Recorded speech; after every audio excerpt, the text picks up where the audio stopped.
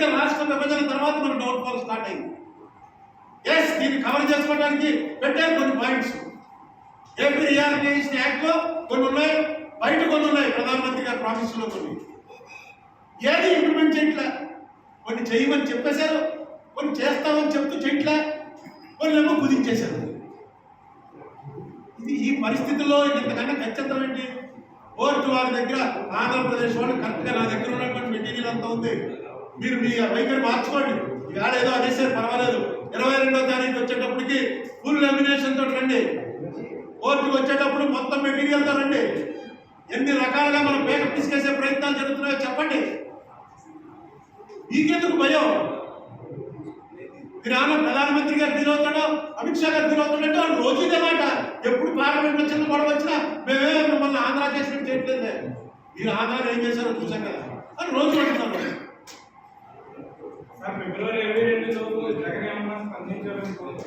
స్పందించక్కలేదు, ఆయన చెప్తే చాలు. ఒక్కొక్కటి అందుకే పెట్టింది సస్పెండ్.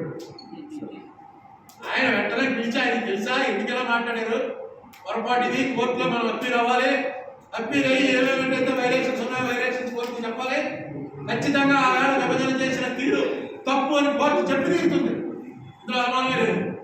మరీ చేసేస్తే చెప్పలేం. కానీ కేంద్ర ప్రభుత్వాలు రాష్ట్ర ప్రభుత్వాలు వచ్చి ఒడ్డుబాబు ఓపెన్ చేయకుంటే మరీ చేసేస్తాను కూడా ఆయన మాట అన్నట్టు. మరీ అంటే కప్పెట్టాడు. కప్పెట్టండి, అందులో న్యాయం ఏంటి అన్యాయం ఏంటి చెప్పదు కోర్టు. కప్పెట్టేసి ఉంచుతారంతే.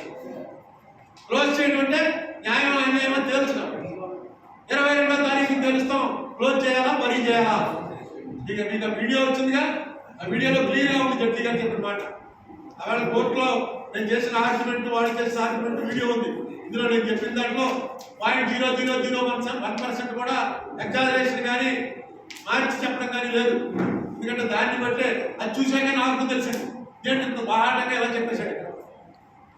మేము వీఆర్ ఫర్ సెపరేషన్ అన్నట్టుగా ఇది ఎలా చెప్తాడు. నేను ఆంధ్రప్రదేశ్ నేను వచ్చినాయి అలా చెప్పాను.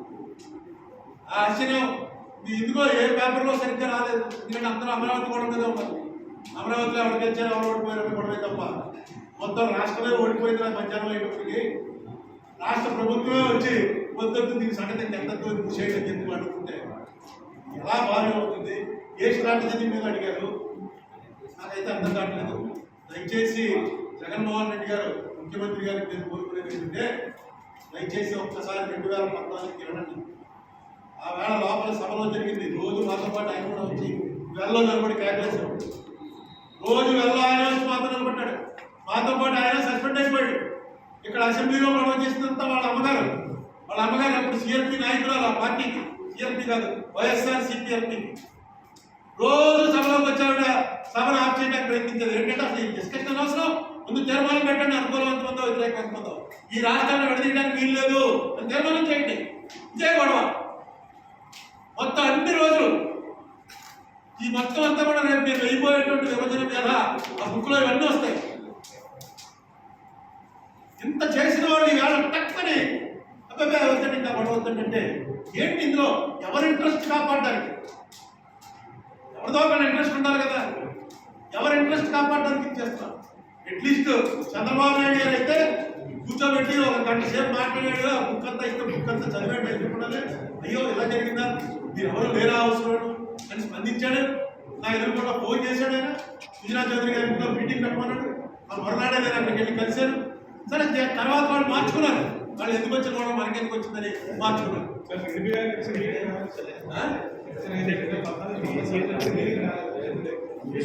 హీరింగ్ ఉండదు, చూపిస్తూ ఉంటుంది. డేట్ ఎవరు